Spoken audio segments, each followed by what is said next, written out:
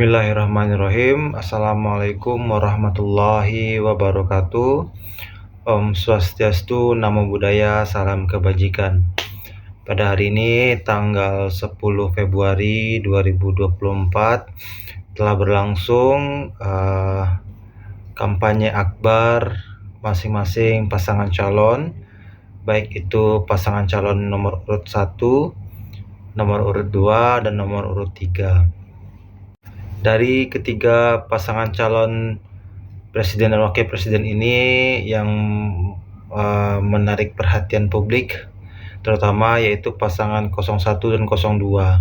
Kenapa? Karena membludaknya massa masyarakat, para simpatisan, relawan yang ingin datang melihat ataupun menjadi saksi sejarah dari masing-masing kampanye akbar baik itu di Jakarta International Stadium dan Stadion Utama Gelora Bung Karno. Jika dilihat dari masing-masing simpatisan, baik itu dari pasangan calon 01 dan 02, banyak terlihat perbedaan. Yang pertama, saya melihat relawan ataupun simpatisan dari pasangan calon 01 itu tergerak dari hati tanpa adanya instruksi dan komando. Bisa kita lihat dari seragam.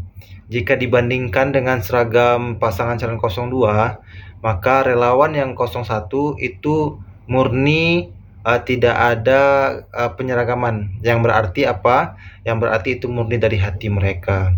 Sedangkan di pasangan calon nomor urut 2 bisa kita saksikan itu banyak kesamaan warna, seragam, corak, bahkan pernak-pernik pun terlihat sama semua, sehingga bisa dipastikan simpatisan ataupun relawan kampanye dari 02 itu dikomandoi oleh beberapa oknum.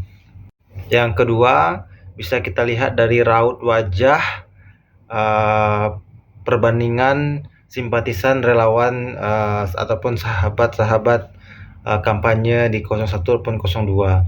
Itu terlihat kalau 01 itu terlihat lebih tulus, lebih ikhlas, dan lebih ceria, bahagia. Sedangkan di pasangan calon urut nomor 2 itu cenderung lebih ke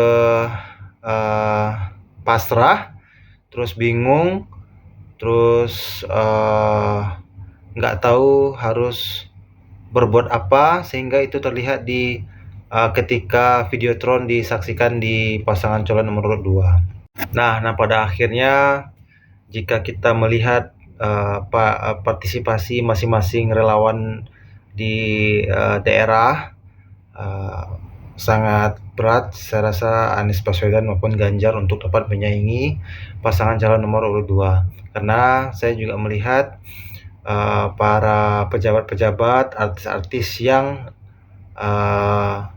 ikut di rombongan pasangan nomor urut 2 itu bisa kita nilai menjadi pejabat ataupun artis-artis yang tidak mau menentang arus.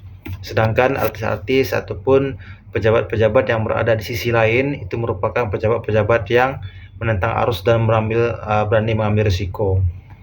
Saya pun masih berpikiran kita masyarakat awam masih memerlukan edukasi tentang demokrasi, edukasi tentang ilmu politik kepada masyarakat, karena saat ini kita masih memiliki kurang lebih 60 juta masyarakat yang menerima pendidikan strata rendah, sehingga sedangkan yang strata tingginya itu kurang lebih 6 juta.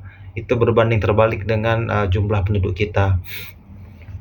Edukasi politik sangat diperlukan demi kedewasaan berbangsa dan bernegara, karena dalam sistem demokrasi juga kita paham penganutan sistem demokrasi, suara terbanyak ialah suara yang pemenang dan suara rakyat ialah suara Tuhan.